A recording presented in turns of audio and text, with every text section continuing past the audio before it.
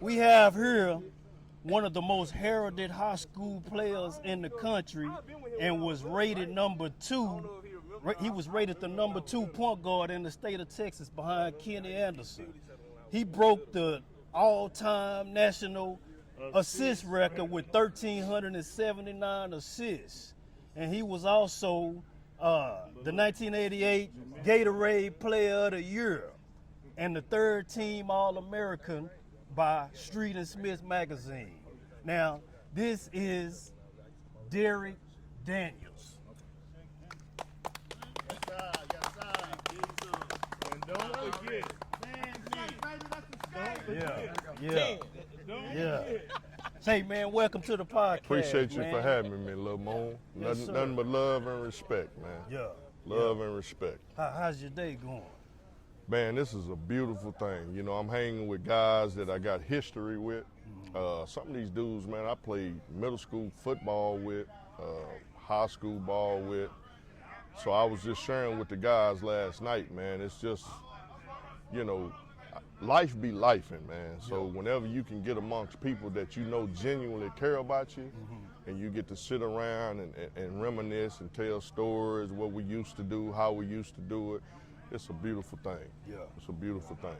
So, what does it mean to be a Wildcat? For me, man, it changed my life. Life changing. So I started following Dunbar basketball in the 4th, 5th grade.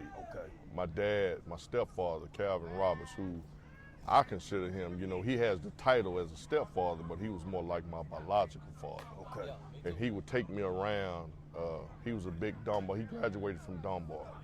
And so he would take me around Texas. Back then, Dunbar was going to Abilene. And, you know, I would go with him. We would go to the public school gyms, you know. So I got a chance to see a lot of rich history with Dunbar. So by the time I was in the 5th grade, I already knew exactly what I wanted to do. Yeah. So we got your protege to your left. Right. Right. He came in when you were a senior. Absolutely. He was a freshman. He was. Talk about that guy for a second. Love was special, man. We know, me and Randy would always say, man, that little dude right there, he gonna take the torch and he gonna run with it. Love he wasn't just your average basketball player. A lot of people don't know this dude was super smart now. You know, I would always tell him, man, he tells the story. One day I'm walking down the hall, and I told him, I said, man, I want you to wear number 10. And I had a pencil in my ear. I would always have a pencil in my ear. And from that day forward, whenever I seen Love, I called him Love Doctor, but he would always have a pencil in his ear.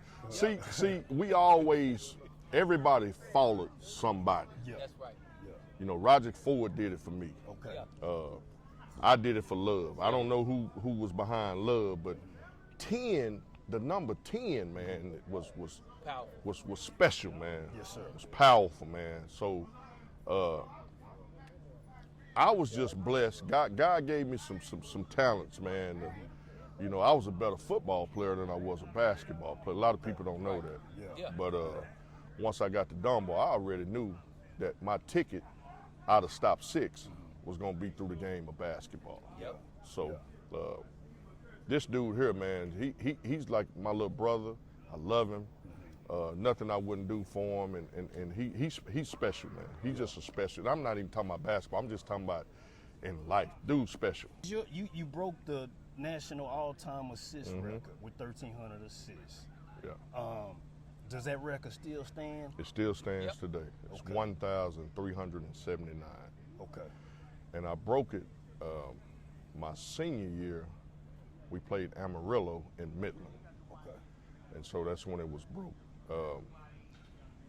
The number sounds crazy, but you know, I started varsity 4 years. Right. And here's what you got to understand. Yeah, I could handle the ball. I had eyes in the back of my head. I could see the floor. But man, that's a credit to all of the dudes who came through Dunbar, because I played with a bunch of athletes, man. Yeah. A lot of those dudes probably didn't even have no business in the gym. They probably should have been out on the football field because they could run, they could jump, you know. So they would just give me the ball and run. I said, man, if you give me the ball and let me do my thing, I'm gonna make you a star. You just run, catch it, dunk, whatever you gonna do. So that's where I started. But for me, man, it started back when I was I might have been in the 5th or 6th grade. I used to walk down. My grandmother stayed on Willie Street in Stop 6. Yeah. And I saw Darryl Browder, man. Okay. And so in the 6th grade. So when I saw Darryl Browder, he would be dribbling up the sidewalks in Edgewood, Stop 6. He had a sweatsuit on. And I seen him dribbling, man, and that ball was like it was attached to him. Yeah. You know, it was like it was a part of his body. And so, man, when I saw that, I knew I wanted to go play for Dunbar, but when I seen him, I was like, oh, okay. There you go. That's what I got to do. So from here on out, man, I had a basketball in my hand all the time. Yeah. And then once Darryl Browder left, because he finished like in 1979, maybe been 79. Okay. So I started watching Roderick Ford. Yeah. That's why I wanted to wear number 10. So it started for me long time ago, man. I didn't know what else I was gonna, you know, other than my mother was she was a workaholic, man. Yeah. All she would do is work. So my grandmother raised me. My dad kept me in athletics. Okay. You know, baseball, track, football, you know. So I give him the credit as far as introducing me to certain sports. Okay. And my grandmother would just back then it was a little different. The climate is different now than it was back then because my grandmother would say, hey, you can go wherever you want to go, but you better be back in this house when them street lights come on. And so I could go anywhere. I would walk to Dunbar. Coach Hughes would let me sit in the gym and watch workouts. I was a young cat. I didn't know I didn't know what was going on, but I just knew, man, that's something special, man. I got to be able, I want to do that. Yeah. And so that's kind of how it started for me, man. You ended up playing 4 years, and then you went to Houston. Yes, yeah. Now, I did a little research. Okay. And Houston has only had 3 players to start all 4 years. Yes, sir. One was Clyde Drexler. One was Clyde Drexler. One was Upchurch. Craig Upchurch. And yes. the other one was you. Yeah, yeah. So I broke Clyde Drexler's record. He started like 124 straight games. Mm-hmm. And so I came in and broke his record. So U of H was, during that time, it was a lot of history. I grew up watching the Phi Slamma Jamma, and so that's what made me wanted to go to U of H because I had offers from everybody in the country. That's what I was going to ask you. Mm-hmm. The talk around the school when I was a freshman was you talked to Rod Strickland, Right. Yeah. and he told you that the show was yours because he headed to the NBA. Well, no, here's what happened. I ended up visiting DePaul. Mm-hmm. I took a visit to DePaul. First of all, I didn't want to go there because it was extremely cold. Yeah. So when I saw Rod Strickland was my host. Okay. When I visited DePaul, and he was like, man, you know, I'm probably getting ready to leave, enter the draft, but he ended up staying another year. Mm-hmm. So I wanted to go somewhere where I was going to play. I didn't think I wasn't going to play in front of Rod Strickland. Rod Strickland was the real deal. Yeah. So I wanted to go somewhere where I could go right in and play right away. That was my goal. Like Georgetown recruited me, UNLV, Minnesota, TCU, Oklahoma State, Kansas. And to this day, U of H was good. I learned a lot of valuable life lessons, but as far as basketball, if I had to do it all over again, I would have probably went to either Kansas or DePaul. Okay. Yeah. Okay. Yeah. Okay. And you said UNLV?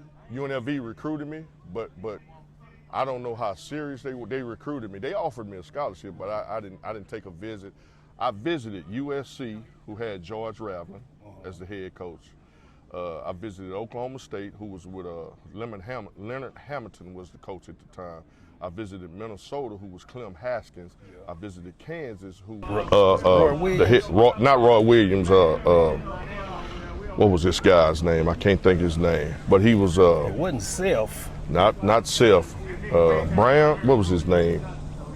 I remember, but I can't think of his name, yeah. but he was a legend, man. He was a legend. So, And that was right along time Danny Manning. I would have been a freshman when Danny Manning was a senior. Okay. Yeah. So if you had to do it all over again, it would have been either Kansas. Either Kansas or DePaul. Okay. Yeah, because, but I fell in love with Houston, man. I visited and, you know, they took care of me. You know, a guy named Eddie Combo, who we're still good friends today. He was a Fifth Ward legend. Okay.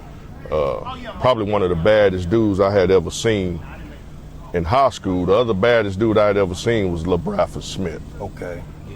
Bay City. Bay City. So yeah, went to Louisville. Went to Louisville, Yeah. and actually Louisville recruited me. Mm-hmm. Yeah. But by then, it was a guy by the name of Alvin Brooks who was he was the top recruiter for U of H. He's still coaching today. He's the head coach at Lamar University. Okay. So he started contacting me in the 10th grade. And so by the time I really got to the 12th grade, when things was really climbing, my relationship with him was so far ahead of the game, I didn't really want to go anywhere else. You know, so that's a testament to him because he did his homework. Yeah. You know, Yeah. so yeah. So he saw you before anybody else. He saw me at back then they didn't have AAU. They might have had BCI. I think it was called BCI. It came out. That was after I was gone. Yeah. But we went to a tournament in Vegas, man. It was called the LVI, Las Vegas Invitational. Right. And we played on the campus of UNLV. That's when UNLV started recruiting me. Yeah. And, you know, I played against guys like Chris Jackson. They call him, his name today is Mahmoud Raouf. They had another guy named Sean Woods who played at Kentucky. Had a guy named Laterio Green who played at Georgia. All these dudes because I was third team All-American. Yeah. So, but them guys were first team, second team. They was special, man. They were special, and so I got a chance to play against them dudes, and I held my own. And so back then, Texas high school basketball wasn't like it is today. Right. You know, today it's pretty serious. Yes, sir. Texas will always be known for football. Football, yeah. But back then, you know, I'm 55 years old. So when I came out, you know, Texas high school basketball was just kind of scratching the surface. But I played for a guy named, he's the head coach at DeSoto right now. DeSoto, head coach. A guy named Steve Land. They would take us around, you know, Dallas and Phoenix and Vegas. And so them dudes really came and, you know, took me and put me under their umbrella and just put me out there to display my talent. So that's where it started, man. That's where it started. Let's switch gears for Yes, sir. Yes, sir. I heard you mention Willie Street. Yes, sir.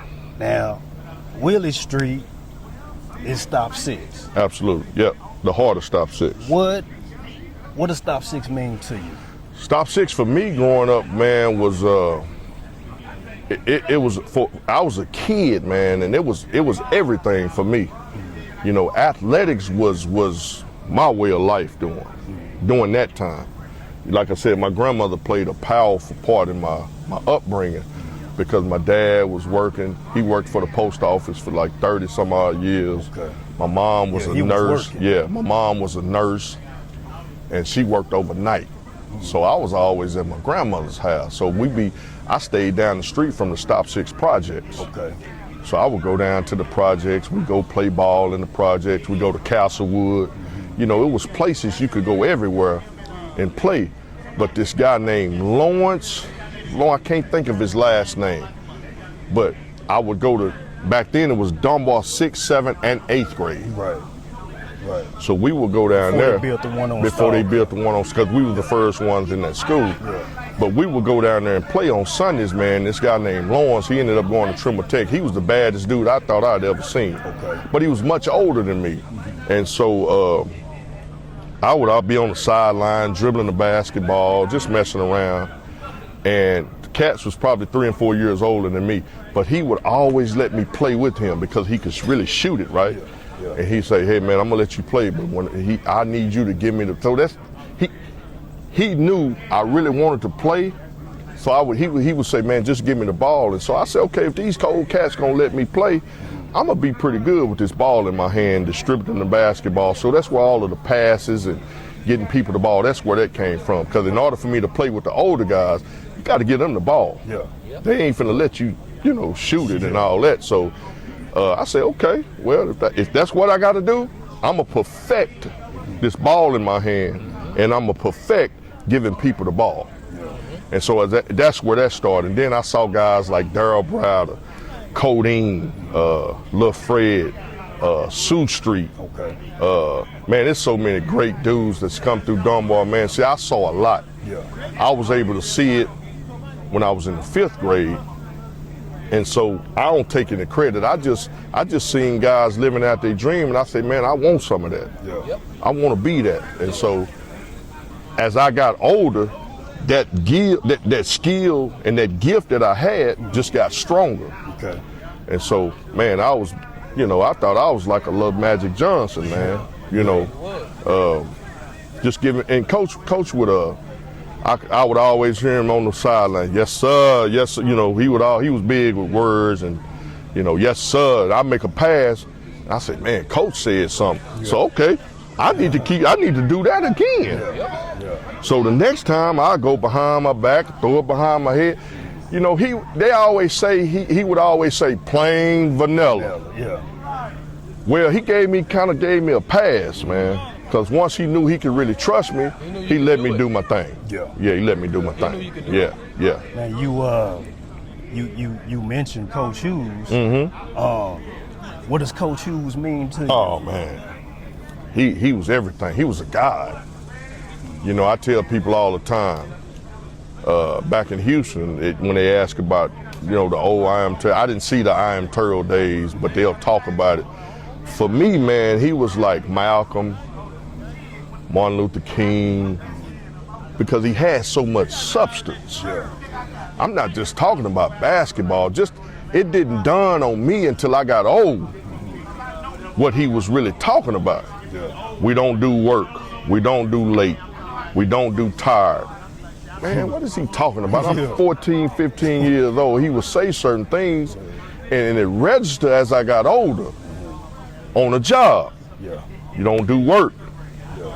You don't do tired. You don't do sick.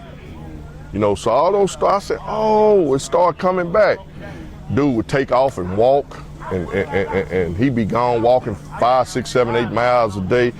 He had a routine. I seen this dude for 4 years do the same exact thing every day. Every day. He would always sweep his own gym. Yeah. He wasn't afraid of work, man. And I do it today with my kids. I don't need no custodian sweeping the floor. I do it. Would you say that came from? It came from him. Okay. Yes, absolutely. And he had so many life lessons within the game to where not only did it build me as a basketball player, it built my character. Okay. It built my character with my wife, with my kids, with my coworkers, with my people at church. Those life lessons, they just carry on, man. Yes, they just carry on. Yes, yeah. I was talking to Randy, and he said that one time he was at home sick. And his mother and father was at work, and Coach Hughes was looking for him. Yeah, I remember that. He said Coach came and got him. I remember that. Took him to the hospital. He told me that story. And a lot of people don't know that. Yeah. A lot of people don't know that. Coach was a father figure for a lot of cats in the Stop 6 area and South Side and I'm Terry. He was a father figure for a lot of people. I was fortunate enough to grow up with a mom and a dad. But it was a lot of the dudes that I got history with, their dads wasn't at home. Yeah. And he did that. Yeah, Love is one of them. It's a million guys he did that for. And so even though I had a father at home, he was like a father for me. Yeah. Matter of fact, I would get in trouble at school. They ain't calling home. They calling Coach Hughes. Hey, Derrick in the office, he come get me. Come on, bring it to me. Yeah. We know what time it is when he holler, bring it to me. So he was a father. Yeah, he was a father figure, man. I learned so many life lessons. the basketball came easy for me. Came easy, but the life lessons that you learn from him, man, that's what carries you through life and through manhood. Yeah. So nothing but love, man. Nothing but love. I owe him everything that I got. Yes, sir. You got any questions for him? No, not questions, but the fact that I just appreciate the fact that you were so patient enough. And I think a lot of, like right now, with these kids now, it's hard to coach them because they're not patient. Right. I mean, you got to be patient enough to get the information. Right, You know, right. So if you slow down enough, you can get the information. Absolutely. And Absolutely. so all he's saying is, I remember I slowed myself down, and Coach gave me the right information. Yeah, So yeah. I just appreciate the fact that he dedicated his life. And I know Shaky, this is my big brother, it's Tim. Yeah. That he's going to, with the rest of his life, he's going to spread that same love that Coach did. And even more so now because Coach is going on. So now we got to. Right. It's like we got to. And I'm with him with that. Yeah. So you got to spread that the same message that he doing it. Yeah. So what did it mean when he said to you that he wanted you to wear number 10?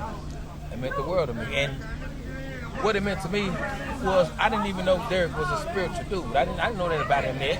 You see what I'm saying?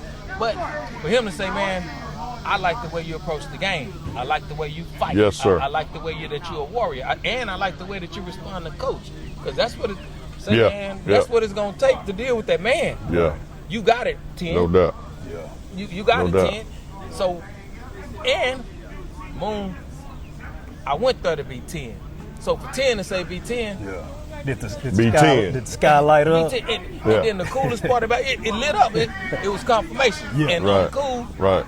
I was in English class, went to the restroom just to get out of English class. Him and Randy Bush. hallway. Man, everybody.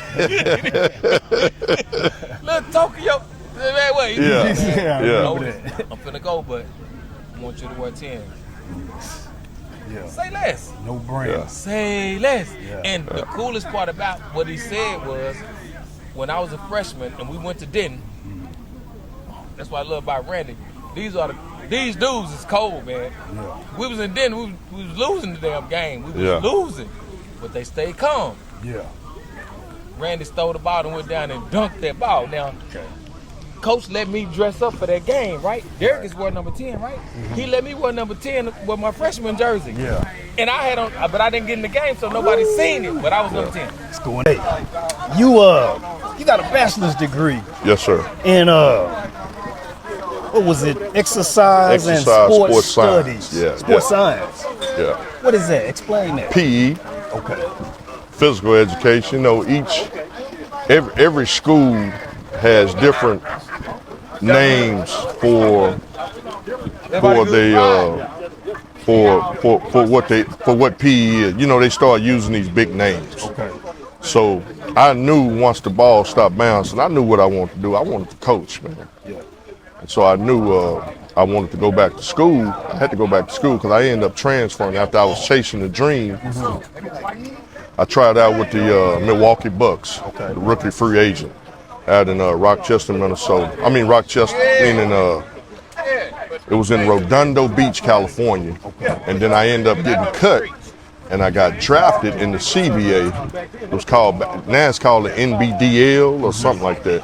Back then it was called the Continental Basketball Association. CBA. So I got drafted with Rochester Renegade. It was in Minnesota. So once I got cut from there, man, I was like, nah, I think that's it. I need to find something else to do. I didn't want to continue to chase the dream. Right. So I came home, I started subbing and started going to different schools. I hadn't finished my degree yet. And Coach Gales, who was the head coach at Trimble Tech, gave me an opportunity. And from then on, I ran with it. Because I worked at Trimble Tech for a couple of years. And that was one of the weirdest experiences, man, being, coaching at Tech. Yeah. But I'm from Stop 6 and I played at Dunbar, and we playing Dunbar, and it was funny, man. It felt funny, but I was very appreciative of Coach Gales giving me an opportunity. because he was a living legend as well. You told me the other night when we was talking and you was talking about Kenny Anderson. Kenny Anderson, yes. And you told me you gave it to him. I did. And that's not to brag or nothing like that. It's just, I ain't gonna say I felt disrespected, because I just felt like I could hold my own with Chris Jackson's, Laterio Green, Sean Wood. I just felt I could play with them dudes. Yeah. And so when I got my opportunity, we played against them in the Boston shootout.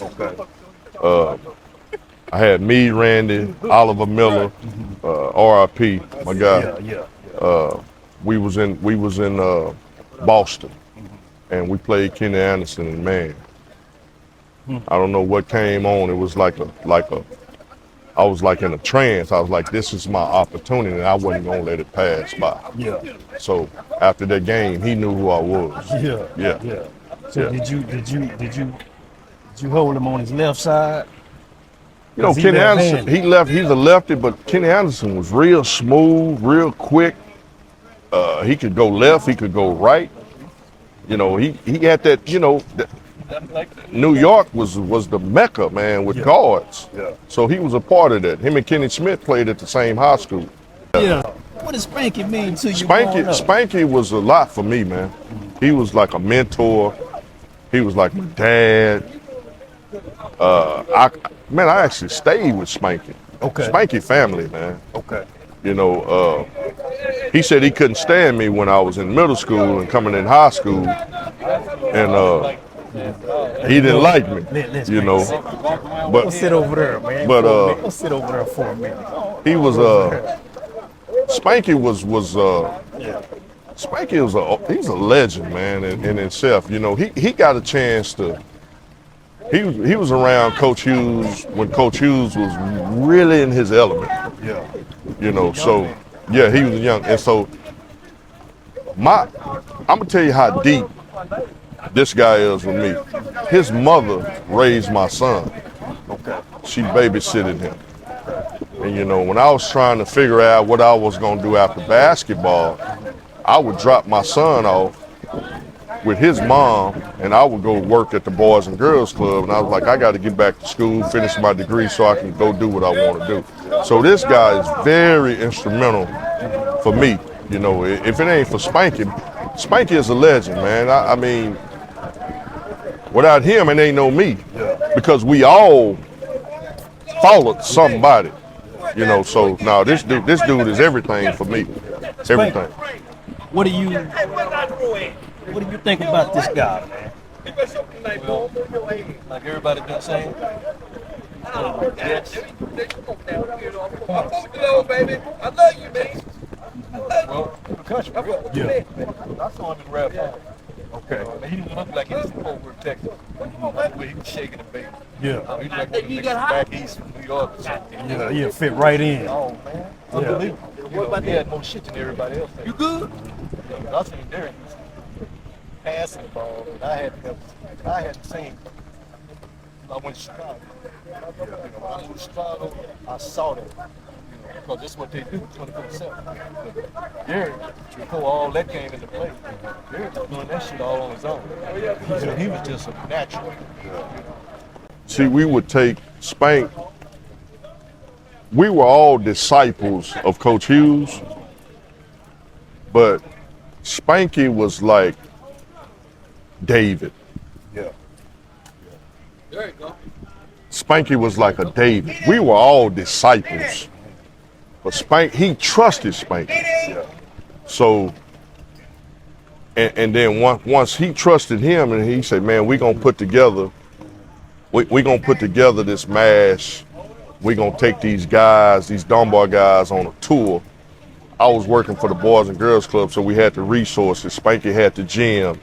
Love was still around. He was coaching and teaching, and so we would go on tour. And so Coach trusted him. Yeah.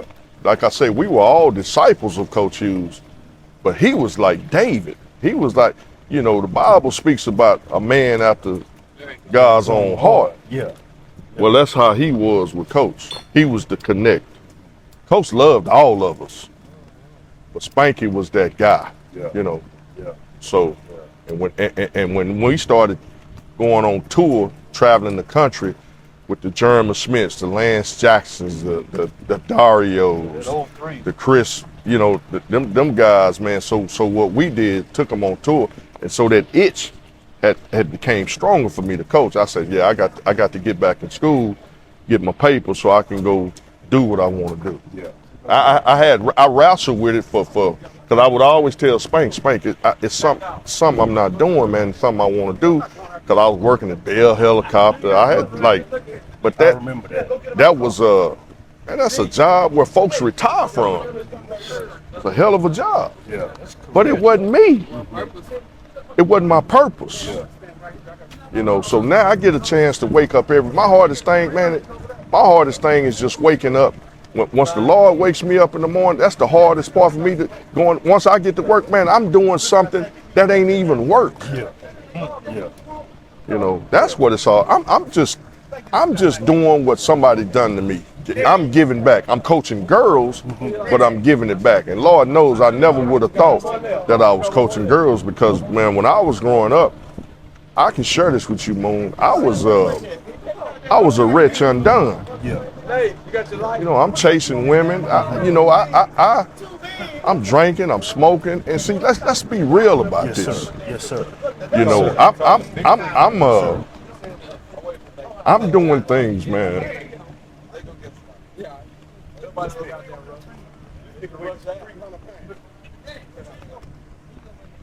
I'm doing things that I never thought I would do. Basketball has taken me all over the world, man. A kid out of Stop 6. I grew up with nothing.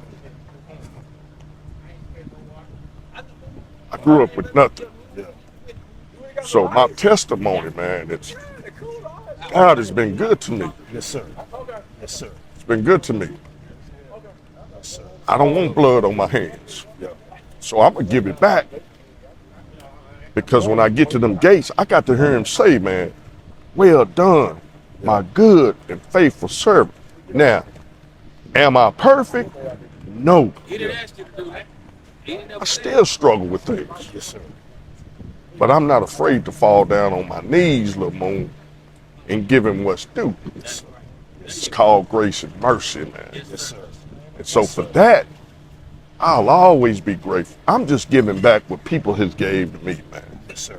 That's all. Yes, sir. That's all. The grace and mercy, I can relate.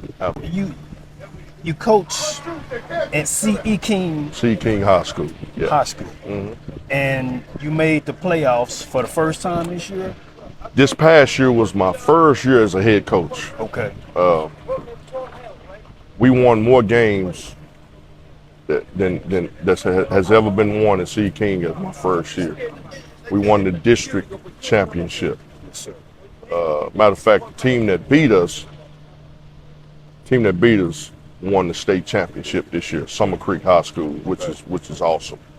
And so I've been a head coach all my life because I was a leader. I was a point guard. I just never had the title. Yeah. I've always been a point guard. I've always been a leader. So stepping into that next seat, yeah, it's hot, but I was born for that.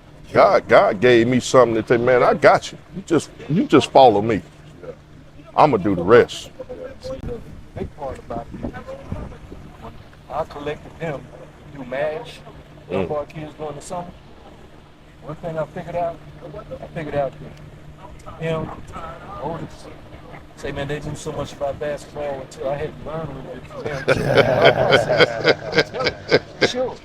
You know, the terminology, I wasn't used to the new terminology. I wasn't used to that. Yeah. Otis threw me a ball one time and said, Snake, he said, you getting ready to go into your offense spin things. He said, nah, shut up. That's triple threat.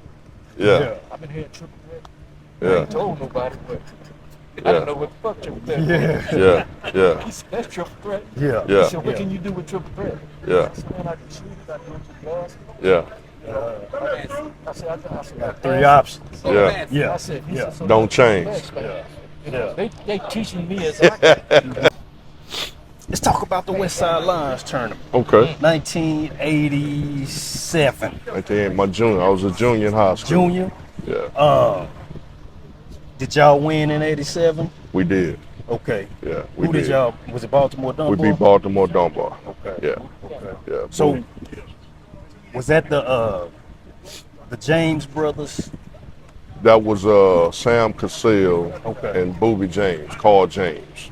They were in the backcourt. They had some big guys. Got in Perry Dozier. They were loaded. They were loaded. But you got to understand, man, Dunbar bad. We wasn't gonna let them come away from. You know, it's 4,000-5,000 people in that gym. Yes, sir. So Dope dealers and all. yeah, it's Yeah. firehouses and Yeah. man, it's showtime. Yes, sir. It's showtime. So, you know, we got a chance to play against, you know, it goes on. Oak Hills, Vervum Day, Baltimore Dunbar. Man, there's so many dudes, you know, everybody's got different stories and top 10s and top 20s and all that kind of stuff, man. But yeah, Baltimore Dunbar was a hell of a team. Okay. A hell of a team. So, what is your most? Do you have any memorable moments about that game?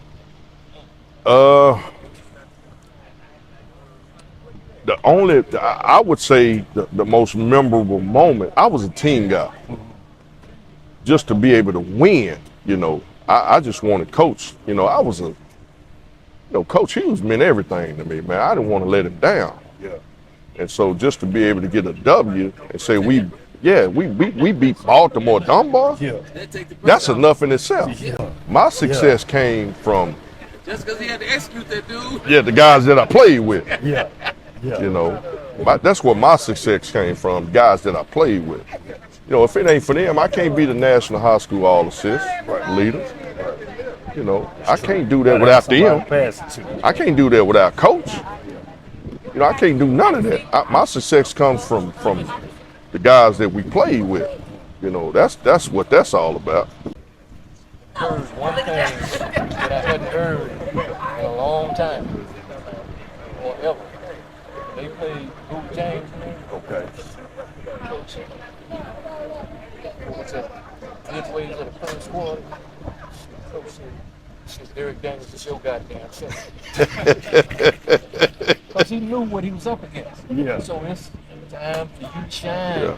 You know, you've been wanting to shine. You got Right, all this right. juice that everybody talking about. Right. Now's the Let's see what time. you got. Now it's time. The country watch. Man, Derrick came out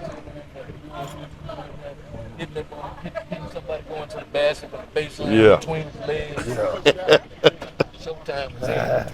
Now, there was a move, a certain move in Stop 6 that everybody wanted to perfect. Okay.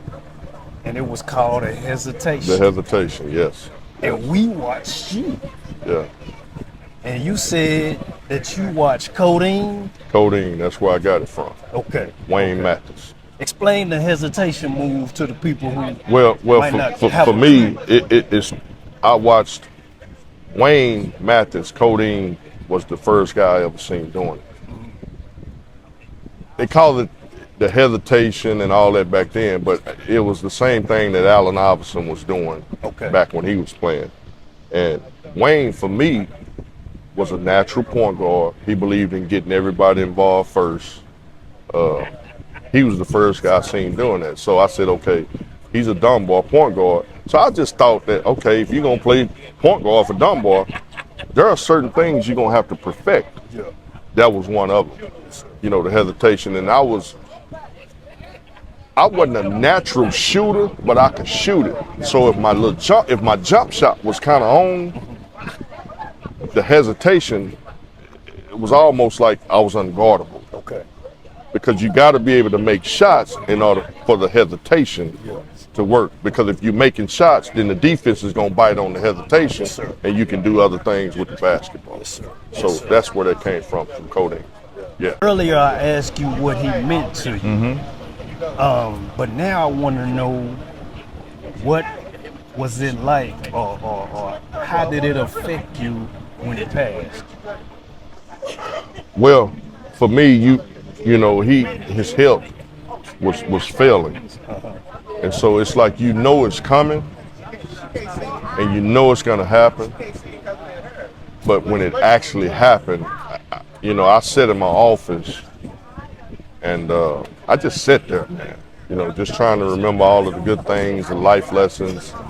So when you know someone is getting ready to pass, you can know it, but when it happens, something totally different. So I didn't really want to be around. I didn't want to be around my wife, my basketball kids, my kids. I didn't really want to be around nobody because I wasn't really. I was shook, and so I had to sit there and soak it in and get my mind right and get it together. And that's how I did it. Now other people grieve different. But for me, that's what I had to do. Yeah. Man, I appreciate you. Yes, sir, for sure. We've been trying to nail this one down Yeah. for a minute. Yeah, no doubt. Before you go, I'm gonna hit you with some lightning rod questions. Okay. We talked about it a couple of days ago, but I need it one more time. Okay. I need that top 5. Darryl Browder, Sioux Street. They call him Sioux Street. His name was Cletus Hubbard. Yeah. James Griffin. Butchie Boy. Okay. Michael Watley. I can go on, man. You can go on, and it's not no disrespect to what nobody else has done. Here's the thing, though, Moon. I would never put myself in the top 10 or the top 5. Okay. Because I'm guys, sure there's 1,000 people that would disagree with you, well, but I understand. Yeah. Me, I wouldn't do it because there are guys came before me that were really, really good. Here's what people got to understand, and I tell people this all the time. Yeah, I was gifted, I was talented. You know, I wasn't your typical point guard. I was 6'2", 6'1", 6'2" in high school, 185, 190 pounds, and I could move like I weighed about 150. So I was gifted. But with that being said, I was blessed enough to see some guys that was way more talented than me. Here's the key. I came through Dunbar at a time when Dunbar was going down. They had just came off of a 38-1 team. Roderick Ford, Lindsey Bogan, Lil Fred, Baby Grip. That team went 38-1 when I was in the 8th grade. So when I was coming to the 9th grade, you had guys like Rodney Freeman, who was a hell of a baseball player. He ended up going to play baseball at Oral Roberts. You had guys like Lil Red, who was quick, tough, but Weenie Man was on that Weenie team Man, too, Bird, Black Bird. Yeah, they still had some guys, but so when I came in, all of them heavyweights was gone. So I was just blessed to come through at the right time, and man, once Coach saw that green, when he flipped that, told me, you know, that green light came on, man, I was able to carry that torch for the next 4 years until Otis came along. So I was just blessed, man.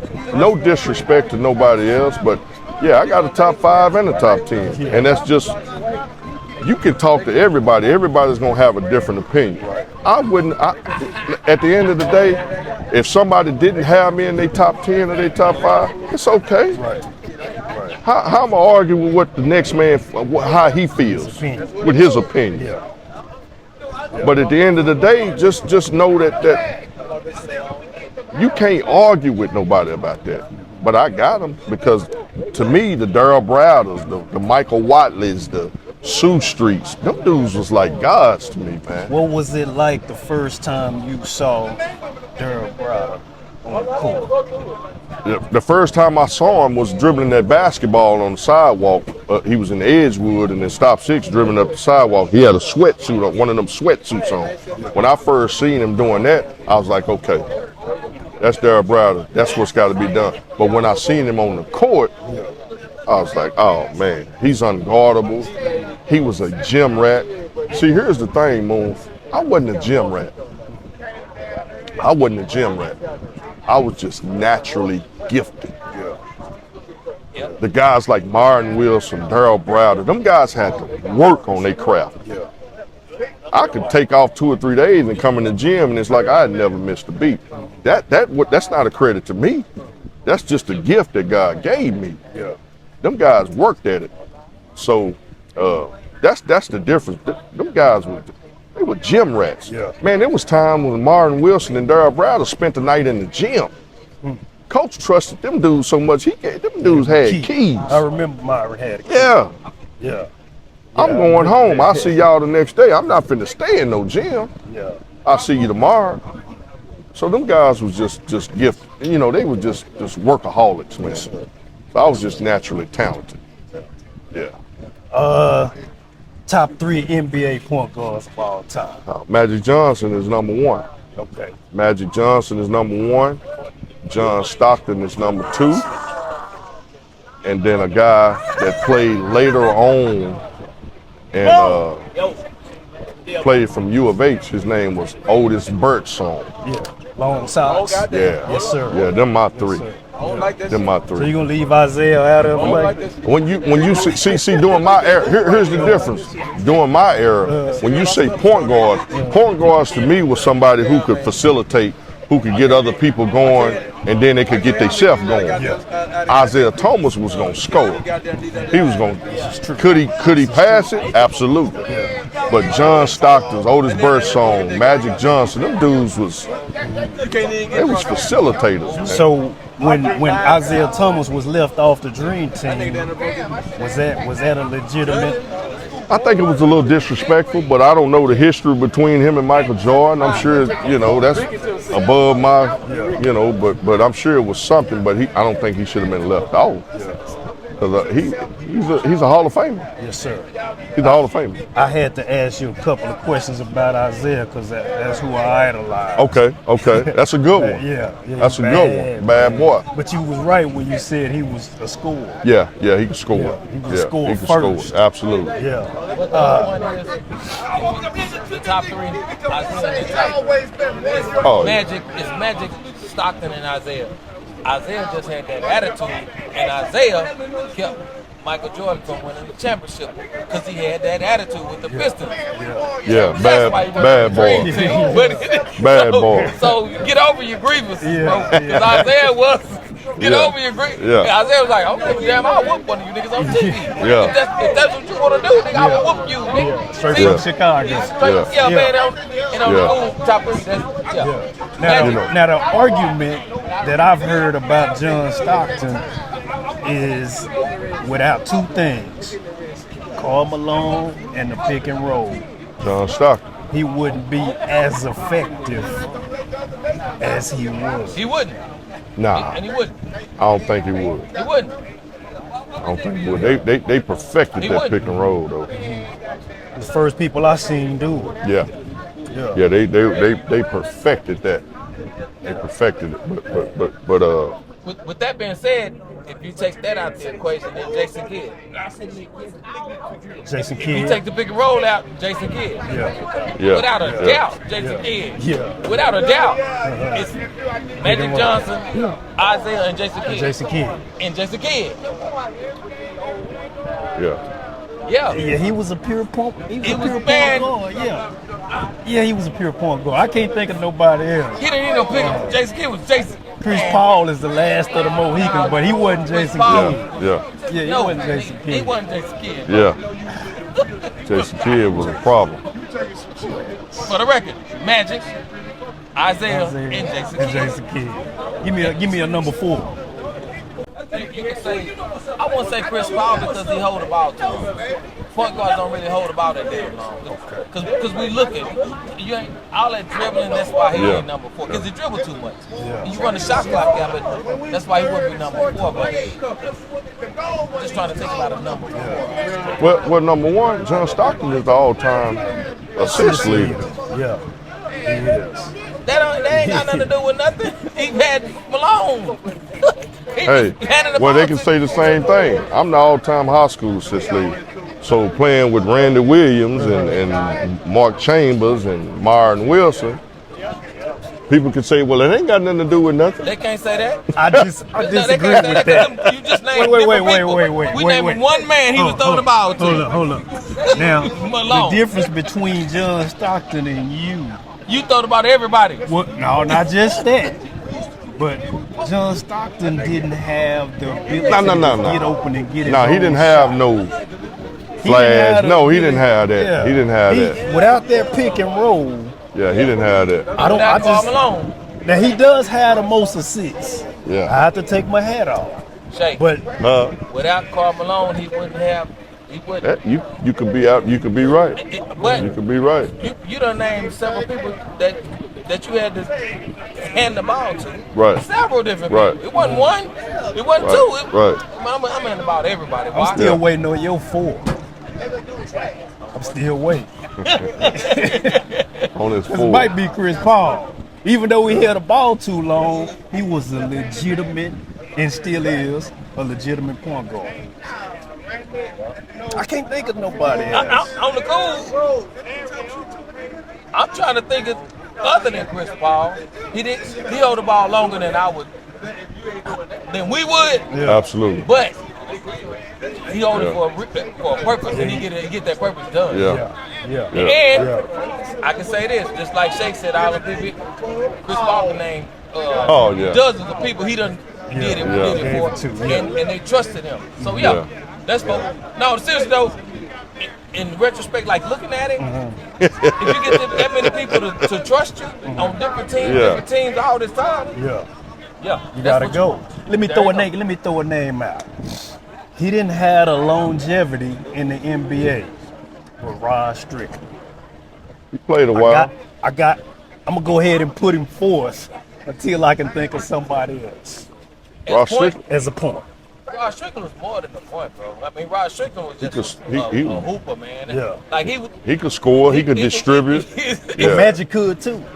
Yeah, but Magic was passed first. Rod Strickland was. So you don't think Rod was a point first?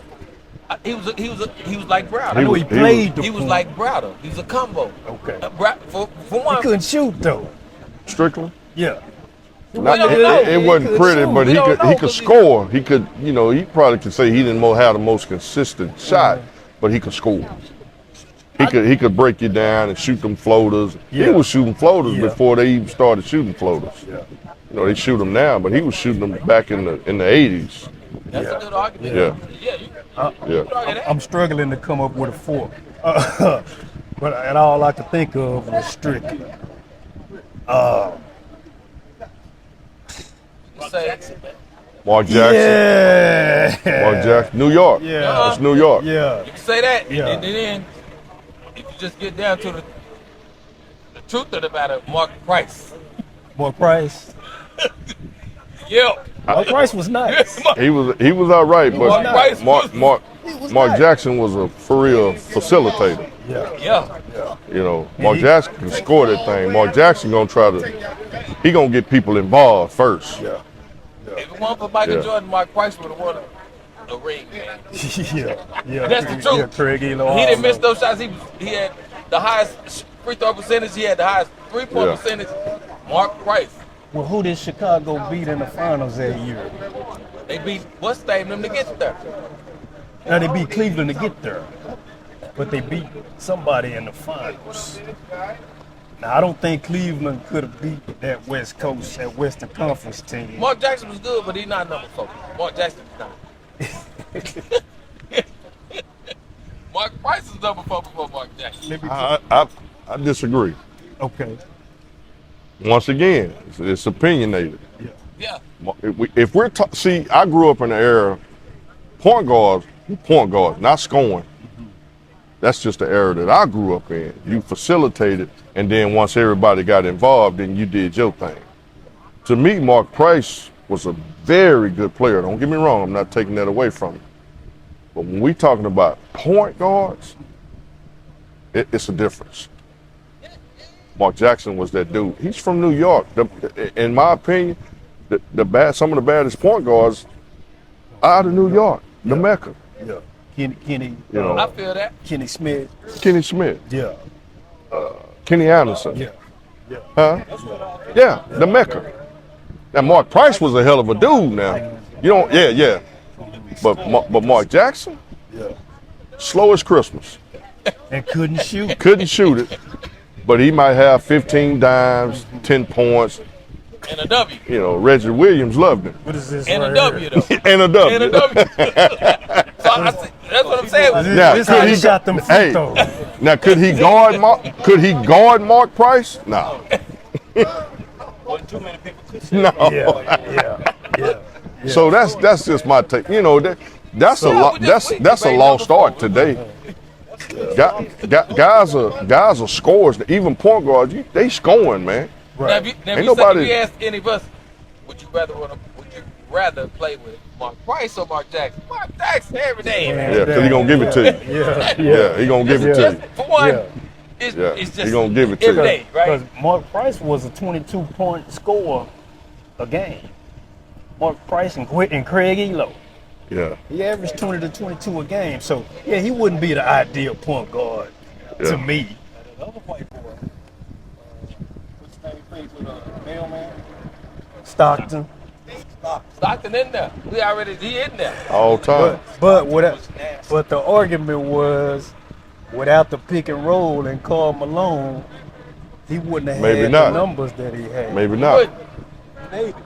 He wouldn't. What he could do is He could nobody see. stay in front of He him. could see. He could pass the ball. Come on, man. He could see. But what on the cool now, just thinking about it, for the argument for Mark Jackson is, say man, if you give Mark Jackson that ball, he gonna find a way to make the bucket. Right. He might not go by you, but he gonna find a way. Whether he passes it to you or not, he gonna put some points on that board. He gonna find a way because he got that smooth, he got the New York, he open his shoulder, all of that. How you got that as point guard? I don't know. I want you to tell this story. Oh man. I want you to tell it. This is my brother right here. Him and Derrick was childhood friends, and it was a little story that was funny, and Derrick gonna tell it. Well, Moon, it's Big Moon, Little Moon, but Moon was a guy that I grew up with him. We go to Dunbar, we play ball. We go to Martin Luther King Center, we play ball. He's another special dude, but his grandfather had a fruit truck. I don't know where he got all that fruit from, man, but you know, we get through running in that gym all day. I'm like, Moon, come on, man, we need to go get some of this fruit. Yeah. So he had the truck. It was a Ford or it was whatever kind of truck it was. It was so much fruit in the back of the truck when it was in the driveway. The back of the bed would tip, and so we would go and it'd be plums, watermelons, whatever it is.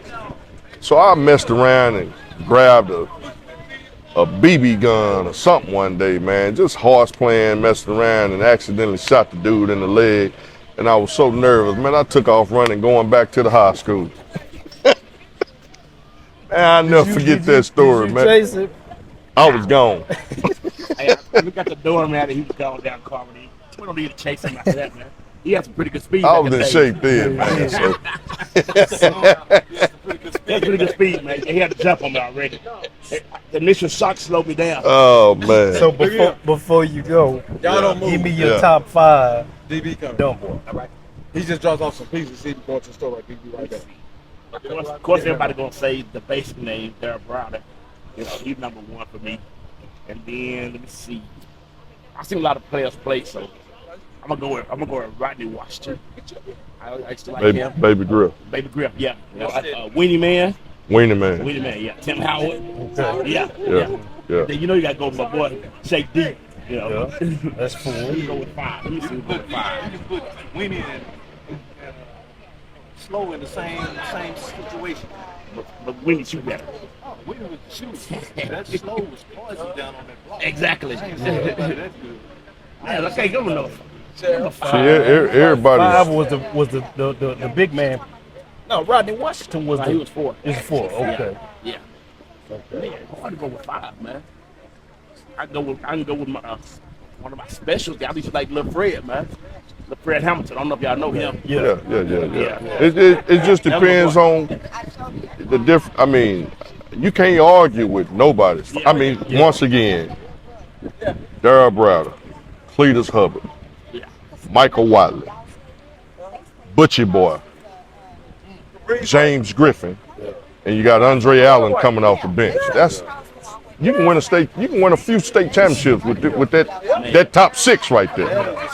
So You know how to break it down. special thanks to Derrick Daniels, aka Shake D, No doubt. for coming Much through. love, respect, my Yes, brother. sir. You know how to Yes, break it sir. down. Yes, sir.